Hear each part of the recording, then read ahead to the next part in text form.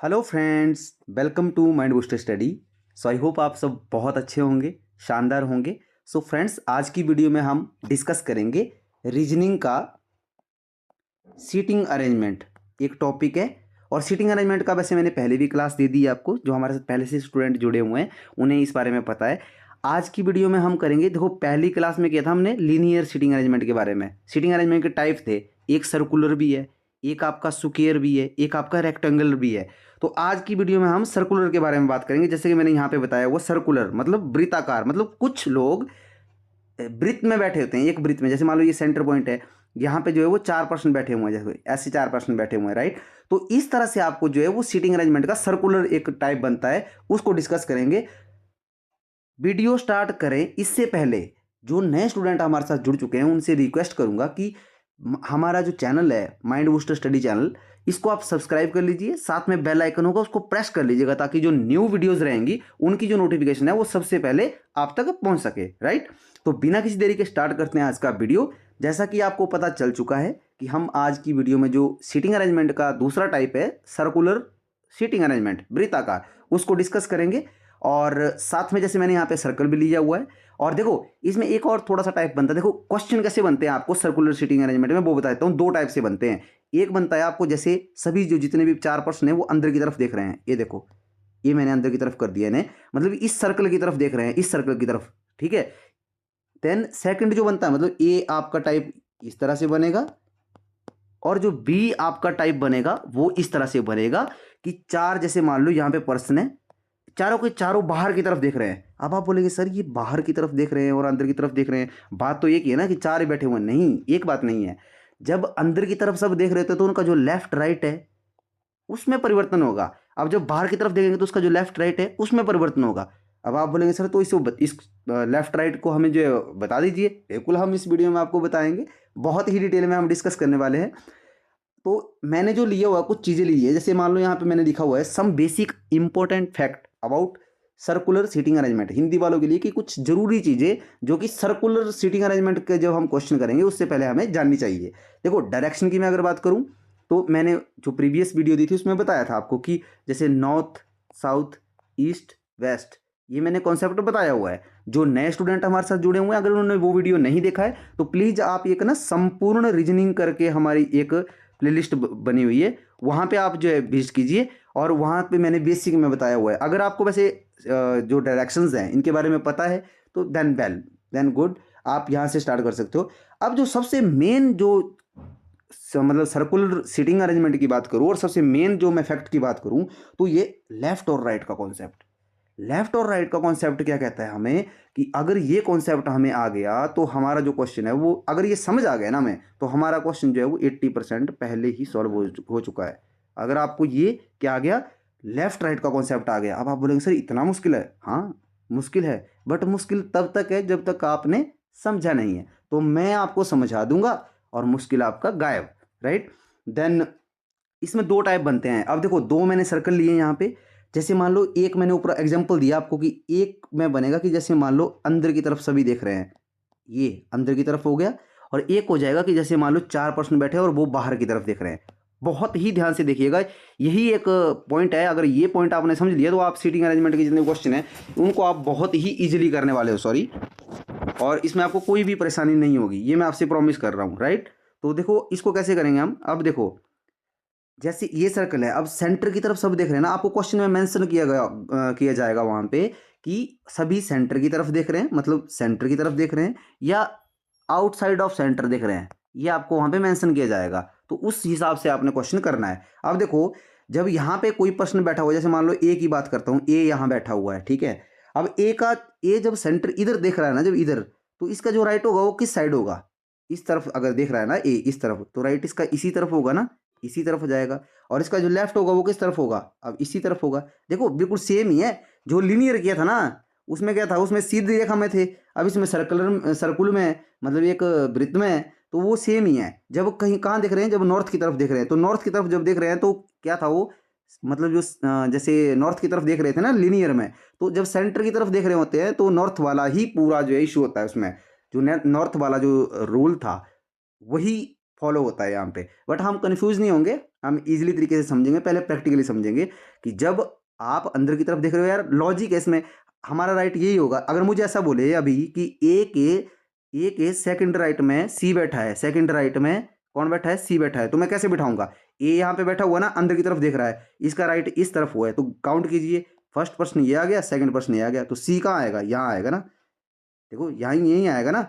अगर मुझे बोला कि ए के फर्स्ट लेफ्ट में या इमीडिएट लेफ्ट में, इमीडिएट लेफ्ट, लेफ्ट बोल दिया यहाँ पे, एल कर दिया मैंने यहाँ पे, देख लीजिएगा, ए के इमीडिएट लेफ्ट में जो है वो सी बैठा हुआ है, तो ए यहाँ पे है, अब ए का लेफ्ट कहाँ होगा, सी, ए काउंट किया, ए फर्स्ट पर्सन ये है, तो ये यहाँ पे सी आ जाएगा। इस तरह से आपने वहाँ पे काउंट करना है। होप यहाँ तक आप समझे होंगे, राइट। देन इसमें जो दूसरा है, इसमें बिल्कुल अपोजिट हो जाएगा। अब मान लो मैं ए को यहाँ रखता हूँ, बहुत ही ध्यान से समझिएगा, यहाँ पे पेन चेंज कर लेता हूँ, देखो यहाँ पे क्या है, सभी बाहर की तरफ देख रहे हैं ना। अगर ए यहाँ पे है, मुझे बोला गया कि ए के सेकंड राइट में सी बैठा है, तो देखो जब ए प्रश्न है, ये बाहर की तरफ देख रहा है, मतलब नीचे की तरफ देख रहा है, जो ए है ना वो नीचे की तरफ देख रहा है। अब देखो अगर जब ये नीचे की तरफ देखेगा तो इसका राइट कौन सा, मतलब राइट किस साइड हो जाएगा, राइट इस साइड ही होगा ना, इसका इस साइड राइट होगा इसका, और लेफ्ट इसका इस साइड होगा। अगर आपको विश्वास नहीं है तो आप यहाँ पे जैसे कोई खड़ा है, ये जो ये पर्सन है ना, ये खड़ा है और ये नीचे की तरफ देख रहा है, यहाँ पे नीचे की तरफ देख रहा है। अब जब ये नीचे की तरफ देखेगा तो इसके राइट हैंड यही आएगा और लेफ्ट यही आएगा इसका। तो जब इसको बोला जाएगा कि ए के सेकंड राइट में सी बैठा है, सॉरी इसके लिए माफी चाहूंगा, जैसा कि यहाँ पे बोला गया था कि जैसे ए है यहाँ पे ना, तो इसने बोला कि ए के सेकंड राइट में सी बैठा हुआ है। अगर सेकंड राइट में सी बैठा हुआ है तो जब नीचे की तरफ ये देख रहा होगा तो हम काउंट करेंगे इस तरफ को। अब देखो एक यहाँ पे हो गया, दूसरा यहाँ पे हो गया, तो सी यहाँ बैठा। अब ये मत सोचिएगा कि यहाँ पे चार थे तो सी भी यहीं पे बैठा और यहाँ पे बैठा, नहीं, ये चार पर्सन है तभी ऐसा हो रहा है, क्योंकि चार ये बैठ तब भी रहा है ऐसे, क्योंकि जब किसी भी कंडीशन में जैसे टोटल जो पर्सन होते हैं जैसे चार हैं, तो चार का अगर मैं बटा 2 करता हूँ, मतलब इसका 50 करता हूँ ना, तो वो 2 आएगा। तो मतलब उसमें ऐसा होता है कि आमने सामने बैठते हैं वो पर्सन, ठीक है। जैसे सेकंड की मैं बात करूँ कि ए के सेकंड में कौन सा बैठा हुआ है, अगर 4 टोटल पर्सन है तो मैंने बोल दिया कि सी के सेकंड में डी बैठा हुआ है, तो सी और डी आमने सामने बैठेंगे। अगर मैं बोलूँगा कि जैसे ए के सेकंड में जो है वो बी बैठा हुआ है, तो ए और बी सामने बैठेंगे, मतलब ए के सेकंड राइट में बी बैठा हुआ तो ए और बी सामने बैठेंगे। ये मैं आपको क्वेश्चन में समझाऊंगा आगे, हम पहले यहाँ पे लेफ्ट राइट समझ लेते हैं। आई होप आपको ये समझ आया होगा जो मैंने आपको समझाया, कि इसके राइट में इस साइड को ही काउंट करेंगे हम, ठीक है, और इसका लेफ्ट जो है वो इस साइड को ही काउंट करेंगे, राइट। क्योंकि ये चीज़ बहुत जरूरी है आपको समझने के लिए। अब आप समझेंगे कि सर ने अगर ऐसा हमें बताया, ये जो सारा कॉन्सेप्ट बताया, इसका फ़ायदा क्या होगा हमें। फ़ायदा ये होगा कि जब आपको स्टेटमेंट दी जाएगी और जो आपको जैसे इन्फॉर्मेशन बनानी होगी, अगर आपको लेफ्ट राइट का पता नहीं होगा तो आप हर कहीं बैठा देंगे। समझ रहे हो मेरी बात को। अब देखो जब अगर मान लो मैं ऐसा बोलता हूँ कि ए के, यहाँ पे मैंने लिख दिया कि ए के इमीडिएट या फर्स्ट लेफ्ट में कौन, सी बैठा हुआ है, तो यहाँ पे ए नीचे की तरफ देख रहा था ना, अब इसका लेफ्ट, ये ए साइड, जिसकी लेफ्ट ये साइड इस तरफ को चलेगा ना, क्योंकि नीचे की तरफ देख रहा है, तो यहाँ पे ए काउंट किया और सी यहाँ आ गया। अब ये बताया मैंने आपको प्रैक्टिकल, क्या बताया, प्रैक्टिकली कि जो लॉजिक है, ठीक है। अब मैं आपको बताता हूँ ट्रिक, आपने याद कैसे रखना है इसको, मतलब आपने इतने बड़ी उलझन में नहीं पढ़ना है। अगर कुछ चीज़ ऐसी है जो आपको शॉर्ट तरीके से कैसे बताऊँ, तो वो जो शॉर्ट तरीका है ना वो मैं आपको बताने वाला हूँ। अभी देखो आपने घड़ी देखी है, बिल्कुल देखी है सर, यहाँ पे इस तरह से घड़ी होती है, घड़ी होती है ना इस तरह से। अब देखो जो सेंटर की तरफ है उनको भी बता दूंगा और जो बाहर की तरफ देख रहे हैं उनको भी बता दूंगा। तो हम यहाँ पे घड़ी मैंने बना ली, ये बना ली मैंने घड़ी, ठीक है। अब देखो मैं यहाँ पे लिखूंगा राइट, यहाँ पे लिखा मैंने लेफ्ट, सीधा बताऊंगा आपको बिना किसी मतलब देरी के, राइट। देखो आपने एक बात हमेशा याद रखनी है, जैसे मान लो ए 6 है ना, यहाँ पे 6 की जगह जहाँ उस टाइम कौन खड़ा हुआ था, ए खड़ा हुआ था। आपने क्या करना कि जब सभी सेंटर की तरफ देख रहे हो, कहाँ देख रहे हो, सेंटर की तरफ, जब सेंटर की तरफ जब फेसिंग हो सबकी, किसकी तरफ हो, सेंटर की तरफ, तो जो राइट होता है ना, राइट आपका वो एंटी क्लॉक वाइज हो जाता है। देखो पहले घड़ी का तो मैंने बता दी, पर घड़ी का बताया नहीं मैंने, कैसे बता देता हूँ। जैसे घड़ी है, घड़ी इस तरफ ऐसे चलती है ना, घड़ी की सुइयाँ ऐसे ऐसे चलती है ना, जब घड़ी की सुइयाँ ऐसे चलेंगी ना, ऐसे मतलब 12 से होके ऐसे, 3 से होके, 6 से होके, तो वो क्लॉक वाइज हो गई, क्या होगी वो, क्लॉक वाइज। तो जब वो क्लॉक वाइज हो गई ना, तो क्या होगी, क्लॉक वाइज हो गई वो। तो जो ए यहाँ पे खड़ा हुआ है, ए के क्लॉक वाइज जब घड़ी चलेगी तो वो लेफ्ट साइड को चल रही है ना, तो सीधा याद रखना है कि जो लेफ्ट है ना वो क्लॉक वाइज होगा और जो राइट होगा वो एंटी क्लॉक वाइज। कैसे, ए यहाँ पे है, सभी सेंटर की तरफ देख रहे हैं, तो राइट इस तरफ को हुआ ना, तो जब घड़ी 6 से वो क्या ऐसे 3 की तरफ चले, अगर तो उल्टी चली ना, वो उल्टी चल रही है ना वो, तो वो एंटी क्लॉकवाइज हो जाएगी। आई होप आपको समझ आ रहा होगा। तो एंटी क्लॉकवाइज जब वो होगी तो क्या होगा, तब वो राइट होगा। राइट कंडीशन में क्या होगा, एंटी क्लॉकवाइज चलना है हमें। जब हम ऐसा बोलेगा सेंटर की तरफ सब देख रहे हैं और राइट में ये बैठा हुआ है किसी के, तो हमें उस डायरेक्शन से एंटी क्लॉकवाइज चलना है, एंटी क्लॉकवाइज। और हमें बोला है कि सेंटर की तरफ सब देख रहे हैं, और जैसे मान लो सेंटर की तरफ सब देख रहे हैं, जैसे मैंने बोल दिया यहाँ पे सी बी के थर्ड राइट में आर बैठा हुआ है या पी बैठा हुआ है, ऐसे बोल देते हैं यहाँ पे पी बैठा हुआ है। तो जब मुझे ऐसा बोला जाएगा तो मैं क्या करूँगा, देखो सभी सेंटर की तरफ देख रहे हैं, सभी सेंटर की तरफ देख रहे हैं, तो बी के थर्ड राइट में, तो मान लो मैं यहाँ पे बी यहाँ मान लेता हूँ, बी यहाँ है, तो बी के थर्ड राइट में अब सेंटर की तरफ देख रहे हैं ना सभी। ये घड़ी मैंने यहाँ पे लिया, अभी मैं इसी घड़ी का एग्जांपल दे रहा हूँ, तो मैं मतलब बी ए भी सेंटर की तरफ ही देख रहा है यहाँ पे, तो बी के थर्ड राइट में, तो मैं कैसे काउंट करूंगा, देखो मैंने बोला था कि राइट का क्या है, एंटी क्लॉकवाइज चलना है, तो बी के एंटी क्लॉक मतलब एंटी क्लॉक ऐसे होगा ना जब घड़ी ऐसे चलेगी, तो मैंने सीधा करना है यहाँ से, बी से एंटी क्लॉक करना है कि बी से थर्ड राइट में, तो 1 2 3 मतलब यहाँ पे कौन आएगा, आर, आर यहाँ पे फिक्स। आई होप आपको ये समझ आया हो जो मैंने आपको समझाया। तो हम क्या समझे इस चीज से, क्या समझे अब कि जब हमारे पास सेंटर की तरफ सभी देख रहे हैं तो क्या किया, तब सभी जब सेंटर की तरफ देख रहे हैं और जब राइट की बात होगी ना कि राइट में हमें जाना है, तो वो एंटी क्लॉकवाइज चले जाना है हमने, ठीक है। और जब लेफ्ट की बात होगी तो क्लॉकवाइज चले जाना है। कब, जब सभी सेंटर की तरफ देख रहे होंगे, ठीक है। और जब सभी आउटसाइड ऑफ सेंटर देख रहे हो, आउटसाइड ऑफ सेंटर, सेंटर से बाहर की तरफ देख रहे हैं, तो जो राइट होगा वो क्लॉकवाइज बन जाएगा और जो लेफ्ट होगा वो एंटी क्लॉकवाइज बन जाएगा। आई होप आप समझेंगे। देखो आपको एक ही चीज याद रखनी है, आपको या तो आप सेंटर की तरफ सब देख रहे हैं ये चीज याद रख लीजिए, जैसे राइट जब जाएंगे तो एंटी क्लॉकवाइज जाएंगे, जब सेंटर की तरफ सब देख रहे होंगे। मैं बार बार आपको इसी चीज को बोल रहा हूं, आप ध्यान से सुनिए इस बात को, कि जब आपने सभी पर्सन सेंटर की तरफ देख रहे होंगे तो जो राइट जाना है तो वो एंटी क्लॉकवाइज जाना है। कहां जाना है, एंटी क्लॉकवाइज। और जब आपने लेफ्ट जाना है तो क्लॉकवाइज जाना है। अब देखो लॉजिक है इसमें, अगर मान लो यहाँ पे सभी सेंटर की तरफ देख रहे हैं, एक बंदा यहाँ पे खड़ा हुआ है, कर्ण यहाँ पे खड़ा हुआ, कर्ण, ठीक है। कर्ण के मैंने बोला कि जैसे 4 बंदे हैं ये, ठीक है, मैंने बोला कि कर्ण के सेकंड लेफ्ट में, कर्ण के सेकंड लेफ्ट में विशाल खड़ा है, विशाल खड़ा है, ठीक है। तो कर्ण का सेकंड लेफ्ट, अब देखो लेफ्ट सेंटर की तरफ देखो, लेफ्ट का मतलब वो क्लॉकवाइज चलना है, तो कर्ण से क्लॉकवाइज चलो। क्लॉकवाइज चलना तो इस तरह से चलेंगे ना, इस तरफ को चलेंगे ना क्लॉकवाइज, घड़ियां इस तरफ इस तरह चलती है सुइयां घड़ी की।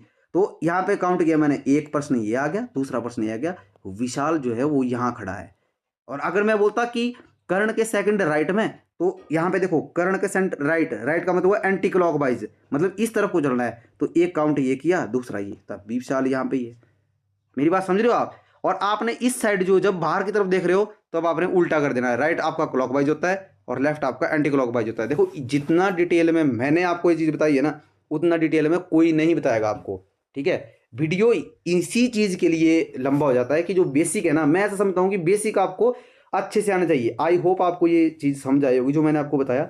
और कुछ इसमें एक ये पॉइंट है कि रीडिंग और अंडरस्टैंडिंग, जैसे मैंने बताया था कि जो एंड होता है ना, एंड लिखा होता है इंग्लिश वालों के लिए, वो फर्स्ट पर्सन के लिए यूज होता है, फर्स्ट पर्सन के लिए, और जो हु होता है वो सेकंड पर्सन के लिए। ये मैंने प्रीवियस वीडियो में भी बताया था वैसे, सेकंड पर्सन के लिए। अब हिंदी वाले और जो होता है जब आपको प्रश्न दिए वहाँ पे, तो पहले पहले व्यक्ति के लिए लेना है आपने वहाँ पे, पहले, इतना तो आप समझते हैं।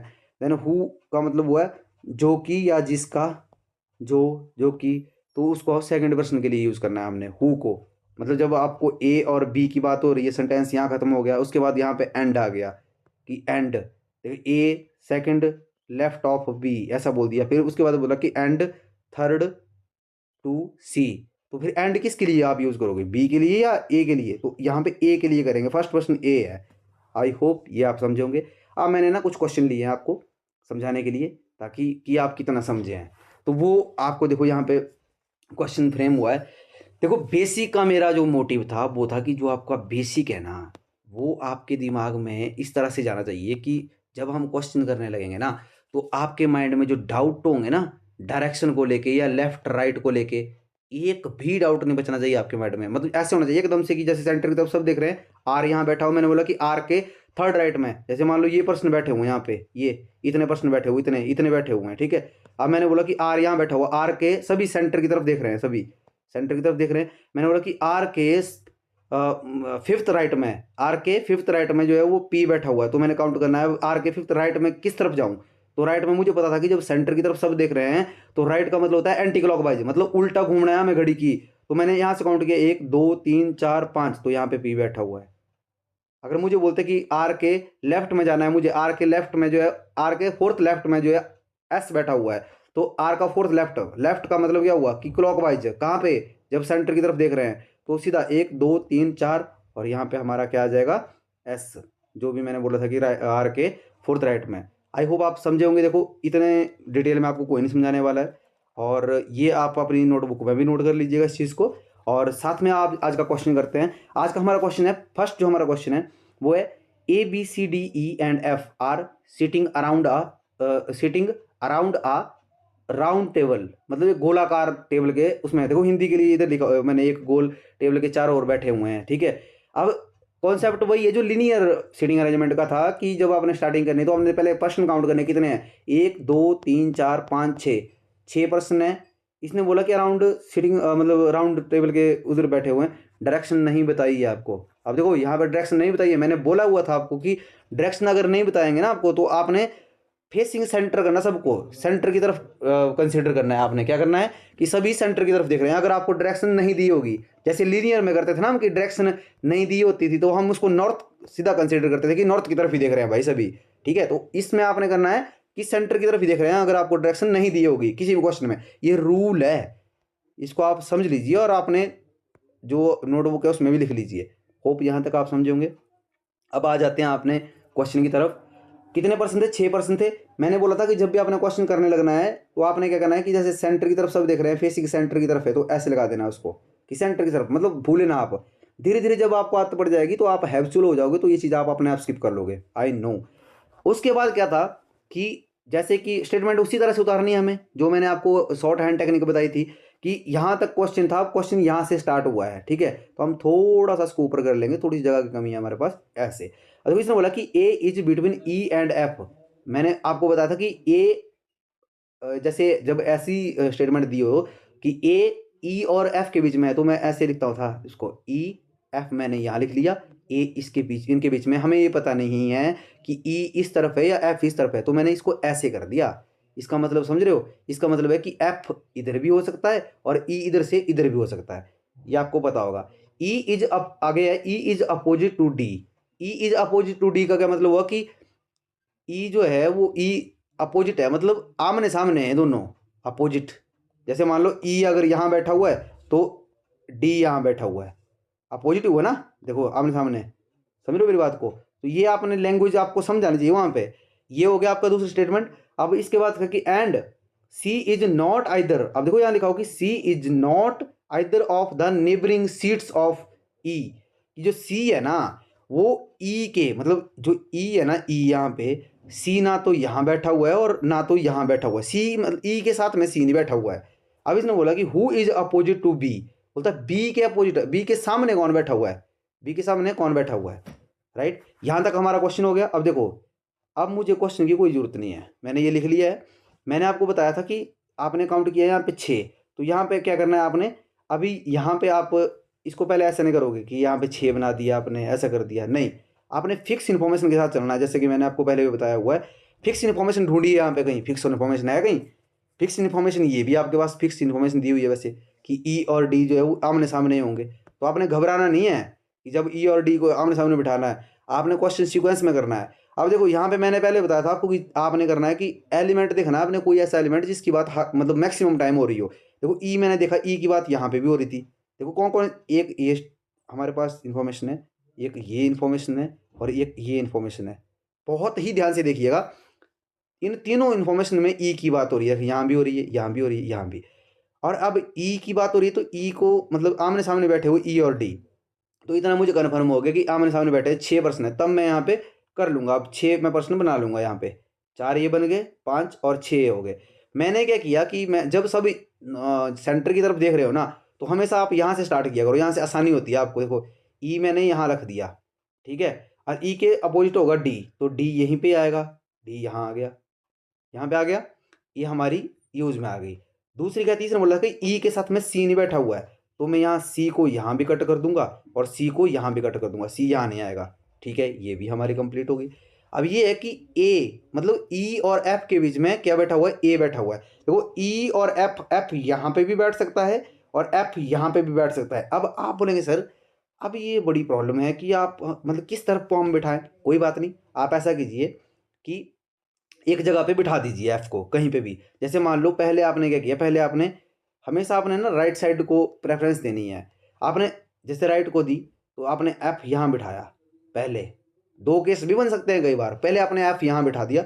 अब जब आपने एफ बिठा दिया ना यहाँ पे, तो मतलब ई और एफ के बीच में ए था, मतलब यहाँ पे फिर आपका ए आ गया, ध्यान से देखिएगा, अब ए आ गया ना यहाँ पे, ठीक है। अब देखो बचा क्या आपके पास, एक तो ए पॉइंट बचा और एक ए पॉइंट बचा, सी तो यहाँ आने नहीं वाला है, तो सी यहाँ पे ही आएगा, सी यहीं आएगा ना। और यहाँ पे कौन सा एलिमेंट बचा हुआ है, बी बचा हुआ है आपका, देखो बी नहीं आया हुआ है, तो बी यहाँ आ जाएगा।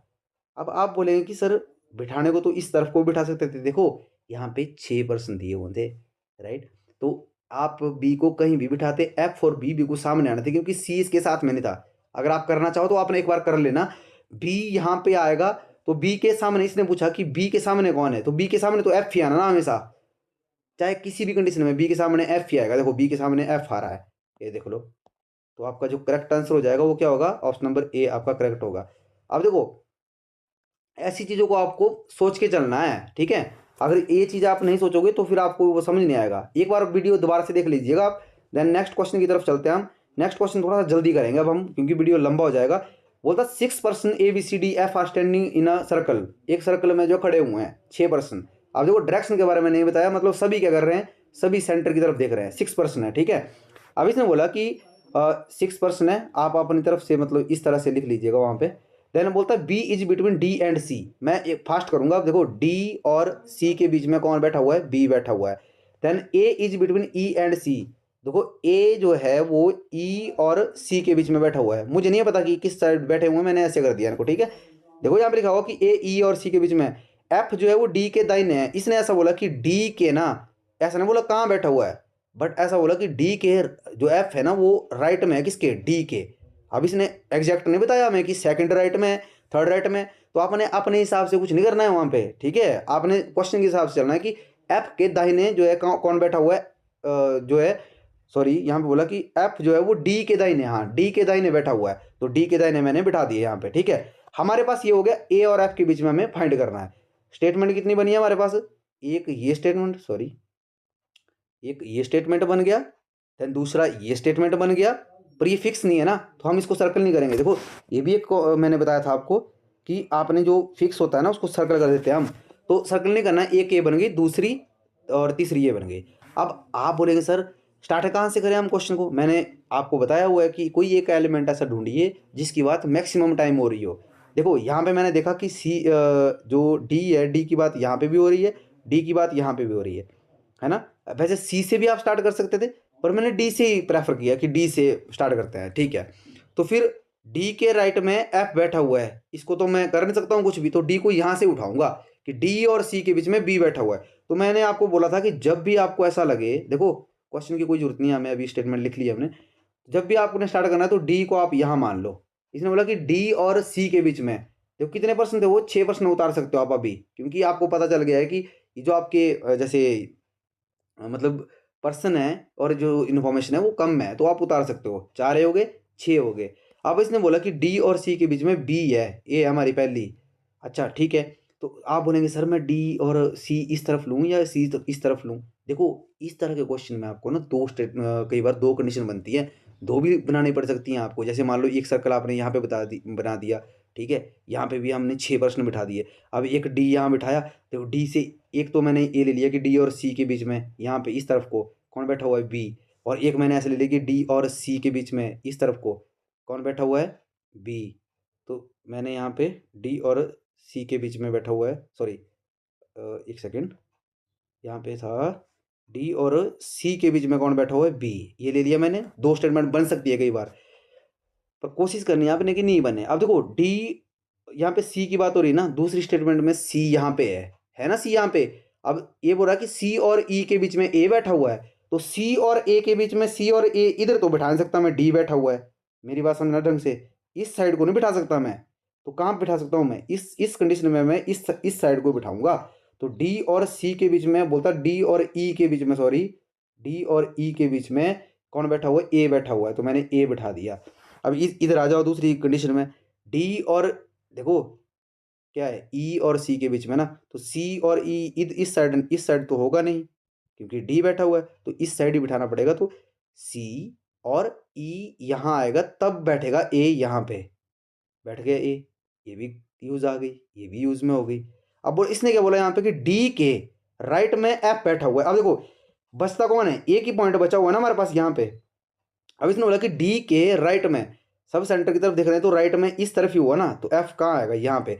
अब यहाँ पे आ जाओ, यहाँ पे डी के यहाँ पे बचा हुआ एक, तो डी के लेफ्ट में बचा ना ए, जबकि लेफ्ट में तो एफ आ नहीं सकता। तो आपका कंडीशन, ये आपकी कंडीशन जो है वो सेटिस्फाई हो रही है। आई होप आप समझे होंगे जो मैंने आपको समझाने की कोशिश की है। अगर देखो यहाँ तक मैंने आपको, एक बार मैं फिर से बता देता हूँ आपको इसको, क्योंकि ऐसा है ना वीडियो बेसिक लंबा हो जाए बट आपको पूरा समझ में आना चाहिए तब मजा है उसका।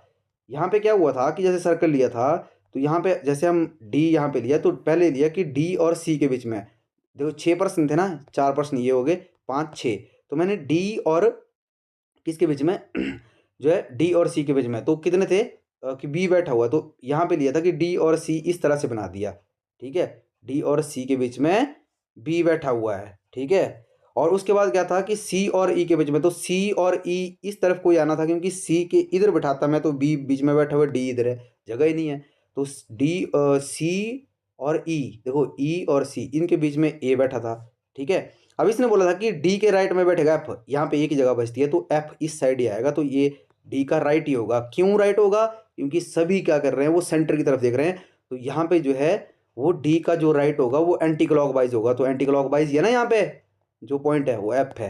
होप आप समझे होंगे। देन इसने पूछा था कि ए और एफ के बीच में कौन बैठा हुआ है, तो आपने देखना है यहाँ पे, देखो ए और एफ के बीच में, ए और एफ के बीच में ई बैठा हुआ है, देखो ई बैठा हुआ ना, एफ यहाँ था ना, एफ आया अभी यहाँ पे, थोड़ा सा गंदा सा हो गया है, सॉरी, ये देखो ई यहाँ पे आया, तो आपका करेक्ट आंसर होगा ऑप्शन नंबर ए। होप आपको ये समझ आया होगा, ठीक है। और आज की वीडियो में इतना ही। वैसे वीडियो कैसा लगा आपको प्लीज़ हमें कमेंट में बताइएगा, और अगले जो वीडियो रहेगी उसमें हम ना क्वेश्चन करेंगे ओनली। अब ये वीडियो तब भी लंबा हो गया, इसमें मैंने आपको जैसे बेसिक के बारे में भी बताया, राइट। तो मैं चाहता हूँ कि इस वीडियो को आप 2 बार देखना, कम से कम 2 टाइम। अगर आपने ये समझ लिया ना जो मैंने आपको आज की वीडियो में समझाया है ना, मैं आपको प्रॉमिस कर रहा हूँ 5000% प्रॉमिस कर रहा हूँ, अगर आपको सीटिंग अरेंजमेंट से और सर्कुलर से कोई भी क्वेश्चन बन जाए, एक भी क्वेश्चन अगर आपका छूट जाए ना, तो मैं पढ़ाना छोड़ दूंगा, इतना बोल रहा हूँ आपको, राइट। तो आज की वीडियो में इतना ही, मिलते हैं नेक्स्ट वीडियो में। और प्लीज़ आप वीडियो को जितना हो सकता है उसको शेयर कीजिएगा, लाइक कीजिएगा, क्योंकि एक वीडियो बनाने के लिए बहुत ज़्यादा मेहनत लगती है स्टूडेंट, तो हमें भी मोटिवेशन मिलता है जब आप हमारी वीडियो को जो है शेयर करते हैं। तो मिलते हैं नेक्स्ट वीडियो में। जय हिंद, जय हिमाचल, थैंक यू।